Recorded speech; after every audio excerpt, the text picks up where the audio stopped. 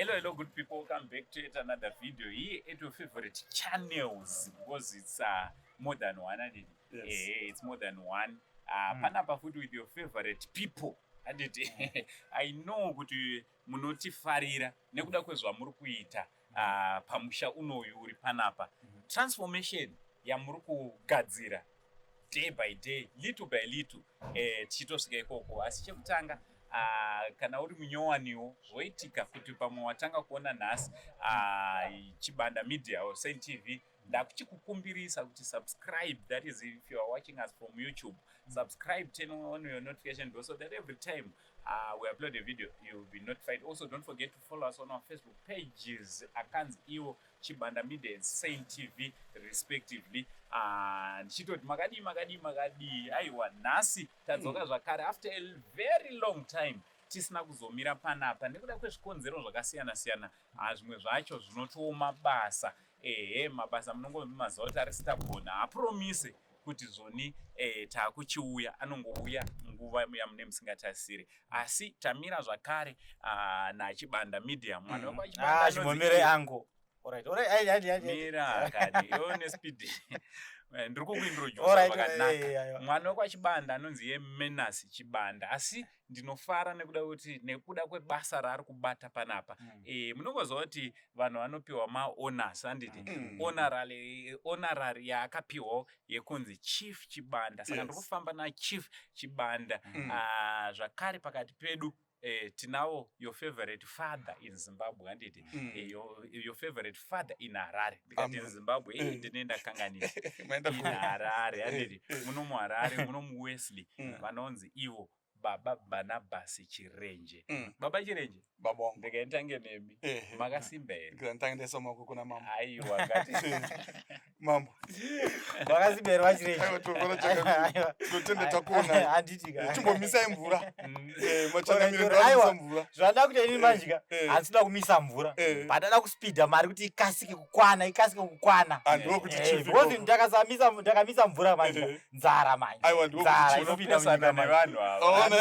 Aiwa chief, aiwa ita zvamuri kuita mambo. Handiti ka. Kwazwai vatereri, kwazwai vaoni Chibanda Media ne Saint TV Media.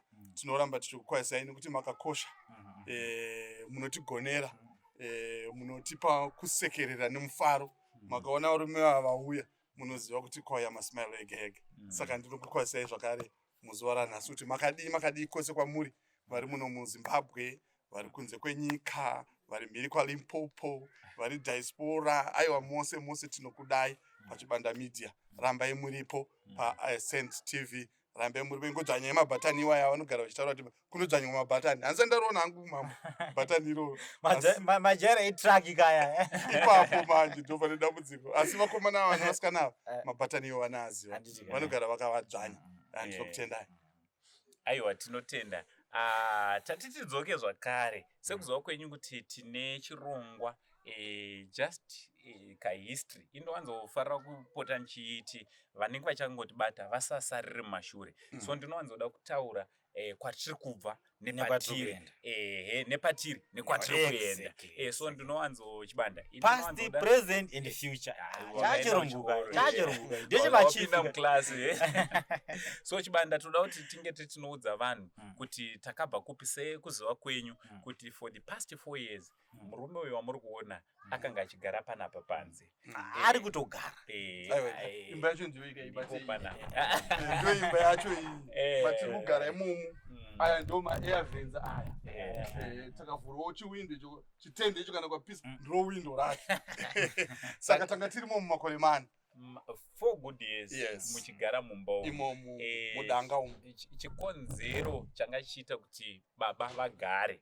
Tinoda kuti zvinge zviri zvakajeka. Baba Chirenje vanga vachigara panapa nechikonzero chekuti vakabuditswa mukati memba yamuri kuona iyi. Imba iyi vabuditswa nekuda kwedare redzimhosva, makotsi, handiti? Vakabuda. Zvakaitika. Kana uchida kuziva full story yekuti what really transpired, you can visit videos atakaita for the past 4 years. Inini for the past 3 years. Tichita videos tichingodzokorodza same story. hatichade kuita name dropping mazita atakaneta nawo mazita kana nayo mazita achonaka iwo pachawo haachatotaurika because patasvika nekuti patakuenda papadhuze pekuti tiite inonzi reconciliation tinge tiri tinogadzira rugare sezvinototaura shoko raMwari kuti hanzi vaine rugare nemunhuwo nemunhu wose saka tiri kuenda pandepekuti tive nerugare nemunhu wose tine kamwe kachirungu takataidzidziswa kuchikoro tichangona hanzi past is past, now we are waiting for the future. Aiwa ichocho ndakachinzwa but imimi makazochinzwa chati rebererei. Isi tine matauro ataita aiwa yakanga iringori past is past ataimirira for tomorrow yakoti past is past zvamangwana taiti past is past. So pataro iye zvino ndepekuti Baba Chirenje vakazoita agreement nemurume anonzi Dube. Handiti regaitaure murume anonzi Dube nekuti aiwa zita rake rakanaka chose, especially nepatafsika rakachena. Tinongotaura mazita akadi akachena. It's worth to be said. Yes. Zvakakosha zvakakwana. Saka murume anonzi Dube ndiye muridzi weground remuseri mejurawo yamuri kuona iyi. Panova pamba pakavakwa nababa Chirenje. So murume anonzi Dube vakazoita agreement yekuti aiwa ndakukutengesera since zvakaitika iwe ukatengawo land kuna Bogus ndakuchikutengesera futi land iyoyo kuitira tinge tiri tinokombanzetawo zvimwe zvezvakanga zvatoitwa kare paground usati wasimudzira pfungwa iyo baba Chirenje vakaigamuchira zvakanaka vakabva vadzoka kwamuri muri yeZimbabwe vakati aiwa imimi ndimi makanga muchindiitira zvese zvanga zvichiitika kwemakore mangani muri panapa mana anoraudza nokuti takasvika musi wa22 February kuti tasvika tinoita kwanisa 5 saka tiri kutaura kuti mana nemakore nemwedzi yakati kuti kuroti isusu dzanedza tova 4 years tichifambira nyaya iyi asi ndamu 5 years. Saka ndakagara ndakataura kuti hangu sendi muri kumashure zvishoma ini ndiri pamberi asi mimi manje speed yenyu makanzi muri bhiza rinowina muri kundiovateka zvishoma nezvishoma tisazvikanganwe izvozvo. Saka Chibanda tiri kuti takazodzoka kuvanhu tikati imi ndimi maichengeta mudhara kurwara kwaita mudhara muona vamwe vaitsapura hupfu chaivo vane matestimony ekuti umwe vaiuya nekapu 2 dzehupfu ovapa tichibikawo kapu 2 michibikawo 2 dzenyu panapa. Saka takazouya tikaungana tikati aiwa ngatichitei GoFund handiti kuitira kuti at least tichivhara imwe chapter yakakura because vachirenje vakapinda mumba umu zoroti nemiwo muchafara kana waita chinhu chakanaka ungafarira endewo mutoro wanga uchikuremerai unobva wakamuka because havachadzoke panapa vachiti ndakuda GoFund me kana kuti ndakuda hupfu because vanenge vari mukati umu mune investment yekuti vanogona kutozviraramira ivo nemhuri yavo pamwe nevamwewo zvakare. So takazotanga GoFund Mr. Chibanda Chief Chibanda yekuti handifara hangu Mr. Chief title iyoyo ndeyakapega saka GoFund ye$25,000 USD. Ndinofara nekuti takamira panapa mazuva mashoma kana kuti mavhiki mairi adarika tichitanga chinhu ichi chakanga chichiita sechakaoma nekuti figa ye$25,000 yakanga ichirema but nhasi toda kuti tipete tikombere nekuda kwevhidhiyo rino kana tikagona kuti patinosangana zvakare Chibanda tinge tinotaura kuti mari yedu yakwana. Muri kuona kuti chimwe chezvinhu chatakanga tichidhileya zvakare kuuya besides mabasa yanga iri nyaya yekuti taizviona zvamakanga muchiita muchipusha even without kupushiwa kupusha without kupushiwa chinhu chiri pamwoyo pavo vanhu aiwa zviri pamwoyo zvavari kuita zvese vari kuita nemwoyo hapana pavakambotsautsira aiwa vanhu hava nemwoyo vamwe vadzokorodza akasi kamwe chete vamwe vadzokorora ruviri vamwe vadzokorora rutatu vamwe vatopinda mu4th round nokuti vanenge vachitotaura kuti iya 4th round. Saka rudo rwatinoramba tichitenda iroro. Muri kuti kudii nepatasvika apa ipapapo kuda kutanga kupa 2 kuna musika vanhu kuna Mwari ndowaita kuti tisvike patiri pana. Vakomana inini Mwari ndoda kumbomuomberera. Pamwe pese toomberera vanhu padapa tomboomberera Mwari.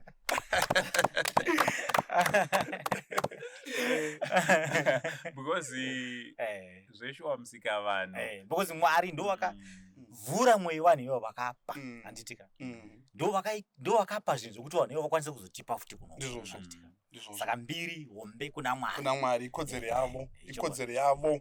Ndo varidzi ndi ikodzero yavo. Ungati mukana wandisina ndikunombo. Shaura kamukanzeyo kandaimba ndiri kuchecho. Aiwa wakashaurei ndakupai mukana. Sa mamboka vakupai mukana. Musazondifananidze nana vanoimba. Nana Prince Chigwida. Musazondifananidze nana Prince Chigwida vanoimba nana Charamba kana nana Japreza paVoice kana na wangu favorite ndi Freeman. Mazuva ndiri kumhanya na Freeman. Freeman ndomufarira zvokudaro. HKD boss. HKD boss aiwa ndechangu zvokudaro. Ndaizoimba kanza kuti ndinodzorera mbiri yose kugwaya, ndinodzorera mbiri yose kugwaya, gwaya naRamwari Baba Ramwari, mbiri yose kugwaya naRamwari. Oyo. Aiwa zvichirimo. Aiwa zvichirimo. Ndoda kuti ameno achandikoka kuchechi kwavo ndinouya. Avarike ndikanda kukokai. Ndinouya ndikatoimba mangwana svondo. Muzoti tita kakunguti manje kwenyu uku ndinodzirova. Dzinomburutsa ngoni chaidzo. Chazo. Tagara tichifamba mungoni. Uyai muzotiburutsira ngoni. Tinotenda akoseti. Aiwa saka mbiri chokutanga kuna musika vanhu vataurwa naChibanda. Tichidzoka zvakare kune ivo vakabvuma kushandiswa. Exactly. Munoziva kuti kune vanhu vanobvuma kushandiswa nemadhimoni. Ngativaisire maoko. Vabvuma kushandiswa nemadhimoni voita zvavanzi vaite, but ava vanhu vakatitarisa vakabvuma kushandiswa namweya mutsvene naMwari. Amen. Ngirozi dzavo dzichivakontrola so vachiita zvavanzi vaite naMwari. Saka aiwa maoko. Tivaisire maoko. Manja. Manja. Aiwa aya ndio kwasabhukwa. Ndizvozvo. Ainikana chero ndikadorora maoko kundozva. Unohaya vanobvira bhushi. Aiwa munonditora. Tinoenda tese. Mazuva ano chachirunguka. Chere kwako ngonzi kune nyama. Aiwa ndinouya. Unoziva kuti mazuva ano chachirungire. Unokwanisa kuhaya vanhu vanokuchembera panhamo. Unokwanisa kuhaya vanhu vanokumerera gusu. Unokwanisa kuhaya vanhu vanoimba pamuchato. Zvose ndozvokuhaya. Mazuva ano zvishane zvazvokudadirwa nehama kunzi atende newe chichi vanoshamisika takuposta tiriko tinana baba chiremba. Izvozvo tinenge tiripo vanovhunduka. Alright, aiwa tinotenda Mwari. So chatakukurudzira takaita dambudziko. Takaita dambudziko mukuru yakazogadziswa here baba. Mukuru yakagadziriswa Poshi. Yakabva yadzoka futi kuramba. Asi tiri kuenda zvakare kumukuru paAngwa City apa ndo patiri kuigadzirisira. Yoenda futi inogadziriswa zvakare. Alright, saka chatichaita isusu pamukuru ndiyo yega isiri kudi function but zvimwe zvese zviri kudi kuita, but for the sake yekuti mukuru yachona tiri kuida handiti kune umwe ari kutongoti ndine mari mukadhi remukuru ndizvozvo tichamboshandisa nhamba zita riri pascreen iri pamukuru chete, only mukuru. Kana uchinge wasenda wobva waenda kugroup wobva wanodii wesa proof yako yekuti wasenda, but mamwe ese maremittance ese zvakaita nehana Ecocash, World Remit, Western Union, kune Mama Money, kune Remitly, ese tiri kuti shandisa zita rinonzi Any Betson nenhamba dziri pamberi paAny Betson ndoko unoshandisa only mukuru nhamba idzo dziri pazasi. Ipapo taitira kuti tisarasikirwe handiti taitira kuti tisarasikirwe zvinhu zvachona zvibve zvinoitwa zvijeka, but tiri ipapo tasarurwa nemari posi paipai taimboverenga kuti taane mari apa takuda kuti tizive kuti tasarirwa nemari mubve matitsanangurira futi tinoda actual figure baba because pane nyaya yemacharges musaisiye nyaya yemacharges kuti macharges akatirova mari inogona kusvika mari estimator. Yes. Macharges tichitaura zvemuno muzimbabwe kunze kwaari kuuya ari in pounds but tikatitaura zvemuno muzimbabwe mari yatanga tinayo pamacharges patakaisa kubank nekuibudisa iri kutirova about 310 USD.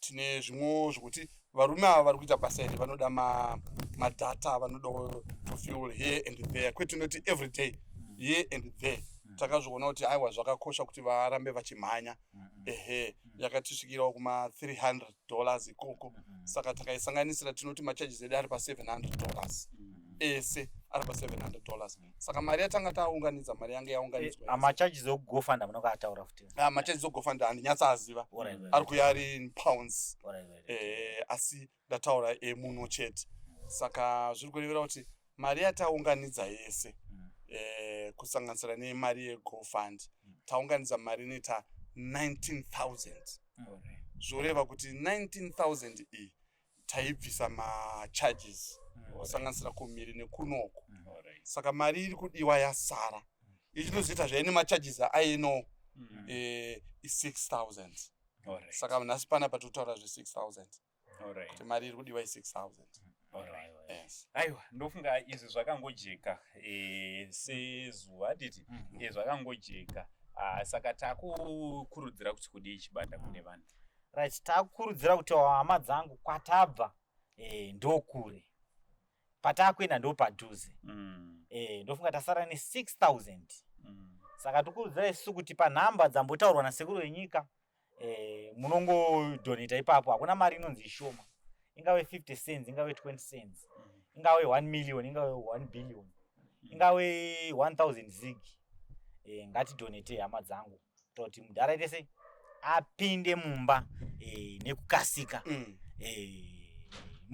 ndinoimba inini kuti next week chaicheka so ndatikubata irika magoni anofanira kuvhurwa right vanhu vandiona ndichidaiwo ndiri kutocheka mademo zvokutinongedzera kuti musi wa14 its next week on Friday handiti Friday ndopatine chirongwa chekuti tipedze mari yasara 6,000 magoni emba iyi adi avhuru by next week Friday tinofanira kunge tapedzerana zvekuti kana zvikagona baba Saturday tinofanira takutotanga kuronga urongwa hwekuti magoni awa next week official opening handiti vemakambani vamwe vaiti vada kunge vachiuya vamwe vachiti toda kudii mabhoo vamwe vachiti ndo patinenge takukuti aiwaka mukana wekuvhura apa wadi wasvika saka tiri kuti kubva pazuva ranhasi kusvika musi wechitatu musi wechina tinofanira taunganidza 6,000 iyoyo tibve tapedza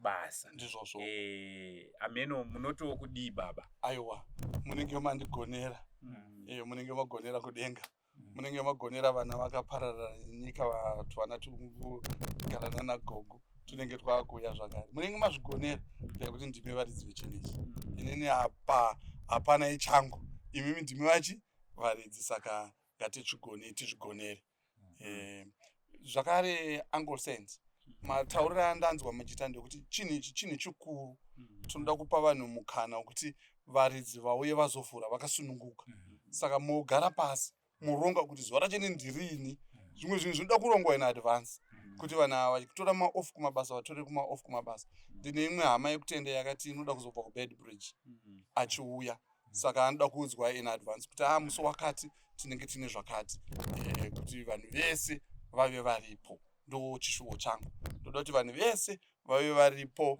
vachivhura musha wavo vachionawo zvirimo nemagariro atanga takaita zvidzidzo zvinenge zvinyorwawo mumabhuku zvichifamba zvichienda zvakadaro saka ini zvandanga ndichifunga baba Chibanda chief mambo ndiri kufunga kuti tikagara tavhura malaini yekuti yeChibanda Media neSaint TV tomavhura kune vese vane zvavaroda kuitira mudhara paofficial opening because chichastreamiwa kuma-platforms akawanda.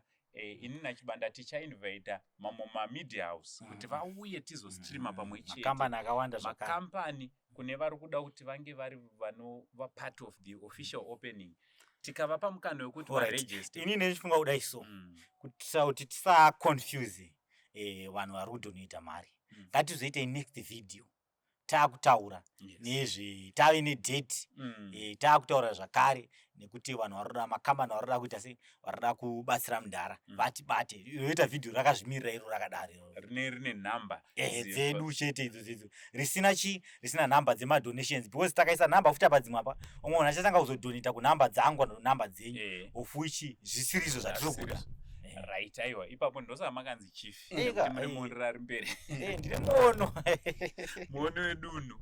Aiwa tinotenda namambo vajekesa saka tichadzoka zvakare tichaita vhidhiyo rimwe raikuti tinenge tiri vaviri tichingotaura nyaya yevanhu vari kuda kuva part and parcel of the grand opening of this property here. Mwari wekudenga achitiitira zvakanaka. Mambo rikanitange nemi shoko renyu rekupedzisira kune vatariri. Vatariri toda kukutendai mese pasi rose mese zvenyu vari kumira neChibanda Media, vari kumira neSend TV, vari kumira nemudhara vedu nevamwe vasiri kumira nesu but vari kumira nevamwe vanhu zvakare vane matambudziko nekuti vanhu vane matambudziko pasi rino wakawanda unogona kunge usina kubatsira hako panapa but watobatsira kumwe kunhu ndo zvinodiwa izvo naMwari. Ngatibatsiranei sevanhu vamwe chete. Ndofunga ndo mashoko angu ya. Aiwa tinotenda Chief Chibanda. Baba Chirenje, baba wangu, patasvika apa shoko renyu rekuguma ranhasi kwete rezvachese zvanhasi mungada kuti aiwa zvanhasi ndinoda kungotaura ndichitizvo tasvika sesifikile hanzi sesifikile zvanhasi ndinoda kuti tasvika. Hama dzangu ngatirambe takangodaro tisadzokere kumashure. Kwatabva ndiko kure. Vakuru vakati dzotsuro inorema yasvika paumba asi imimi ndinoziva kuti hamuremerwa. Nodai manga makaremerwa mungadai makaremerwa day one. Saka ndinoramba ndichikutendai mukuramba muchimira neni. Rambai muchitendwa Mwari wokudenga vakugonere vakuitire zvakanaka. Ndo mashoko angu ezuva ranhasi. Asi ndinawo amangwana nekuswera mangwana. Saka imimi wosekuru wenyika mashoko enyu ekupedzisira ndeyekuti kudii? Alright, ndichiti mandikavhira kamatotaura but since alright imimi kachiita sei sasekuru wenyika ka chiita sei chingodonongodzai. Aiwa ndichida kuti nditende zvakare kune vese vakashare mavideos makatikoshera kune maplatforms ese akange achishare manyaya nevachiri kungoshare nevatoshare video nevachashare yes vachirenje Mwari wekudenga vakuitire zvakanaka kune vese vasati vaita donation nevese vari kuda kuita madonations avo takumuya pamuri takukumbirisa kuti chiwanikwa muri munozadzisa link reGoFundMe ririmo mudescription kana pafirst comment zvichidaro zvakare tine WhatsApp group kune vanenge vachida munogona kutibata and then tokupai link rekuWhatsApp group. Iri rakanakirei kuti kana wachinge watumira imomo ndo mune vakatumira uko hakusi kudiwa maprayers kugroup. Tinonamata hedu tiri kumba but harisi prayer group iroro kuti uchingopinda wotoita iyo donation wobva watoratidza proof. Tiri kungotaurira izvi nekuti kune vamwe vakapinda wobva watanga kuda kusenda minamato nechii minamato iripo group reminamato. Alright, panyada kuti ntauro ipapo ka munamato wakanaka wakakosha une simba asi toda kuudzana chokwadi vanhu vaMwari paripo pamwe pausingashandi wakaona munhu ane nzara iwe tenga chingwa umupe adya agute utaure ndimi wozomunamatira zvakuita kuti spirit of poverty achite se ipere but wamboita se wambomupa chinhu chiri physical chaari kuda panguva yacho iyoyo kuti isike 19,000 ka vana kutaura nendimi vanhu vakabata homwe dzavo vakakanda mumari. Saka auende paservice station kana uchida kuona ini handisi kufamba nemota mazuva ndatouya navaChibanda ndofunga muri kuzviona ndane mazuva ndizvozvo inyaya yekuti handina peturo baba Chibanda ndeyarutata sekuru handingakusiyei ndouya ndiyo baba ndinonamata baba ndinyepe but paservice station ndikasvika akadira ndikatanga kutaura nendimi kana kuti God bless you baba munonditeera kuCentral takatokutera usendero tinenge tokutera kufarira nyatwa warowa warowa saka pemari ngapashande mari pemaprayers ndofunga takaita 3 years ndichingoya ndichiti ngatinamatire vachirenje ndai munocheka chingoti baba varume ngatinamatire vachirenje saka maprayers atikabhenka akawanda hatisi kuti tisanamati ngatinamatire vachirenje but kugroup usauye uchiita mafanizo ekuda kuita kudzungaira nekuda kuita sewakapusa nekuda kuzotinyorera masermons ndo atiunganidza 19,000 so hatisi kudhisa vanhu vanonamata tati isusu takadai titori vanamati but pabepa panyorwa maprayers panonyorwa mari saka ukajoina group usazoshamisikewo wati watanga kuda kuisa maprayers wabuditsiwa nekuti unenge wapinda mugroup remari tinokubuditsa tokupa link rekumaprayers saka mwari wekudenga wakuitire zvakanaka zvakare chibanda uyu wamuri kuona asiri ari kugamuchira mari yegofa exactly uyu chibanda tatiti jekesi haana kana sendi regofund raari kugamuchira baba vava vari panapa ishuro yembuku havana kana sendi regofund ravari kudi handiti mungazofunga kuti mudhara uyu pataurwa 19,000 iri momwe sekuru venyika wamuri kuona vatofamba neshoka izvezvi kuuya kunoku nekuti handisi kugamuchirawo mari yegofund mukazoti mukationa pamwe ndiri chidhiraivha muchimoti mubhuti munenge mune mari aiwa handisiri ndiri kugamuchira ndakaona pandakaenda kwamutare vamwe vanhu vakazonyora chibanda ndiyakazondiradza sikanza vanhu vari kuti bomirai kufamba nekuti musafambe nemari yegofa muri monoitirwa hambushi handinakanasa kana makandirasa mapfekero ewo mapfekero evanhu vane mari so thank you very much mwari wekudenga wakuitire zvakanaka mwari wakuve nyasha zhinji vakomborere pese pamakabvisa vana vanga vasingagone kuchikoro takungoshumirira kuti kana wakabvisa vana vako ngawapiwa supernatural intelligence maprojects amanga musiri kupedzisa anga achiramba for years and years mari yamakabvisa iyoyo ngaive seed yekuti maprojects iwawo ngaachitanga kuendeka macontracts anga asiri kubatwa zvakanaka tiri kungonamatira kungoti mwari ngaachivhure macontracts iwawo munge muri munokomborerwa namwari vakaita chinhu panapa vanhu roja mwari ngavangovhura nzira dzekuti vawanewo mastands vavake mastands mwari wekudenga venyasha zhinji vachitiitira zvakanaka zita rangu riri pachitupa ndinonzi Nakosendi ndirini zvakare hanzvadzi yamai venyu Zimbabwe ndimai venyu ndimai vedu asi kwandiri iri hanzvadzi zvakare kureva kuti wese anotsika pana Zimbabwe ari kutsika pane hanzvadzi yangu for now ndichiti much love and God bless you.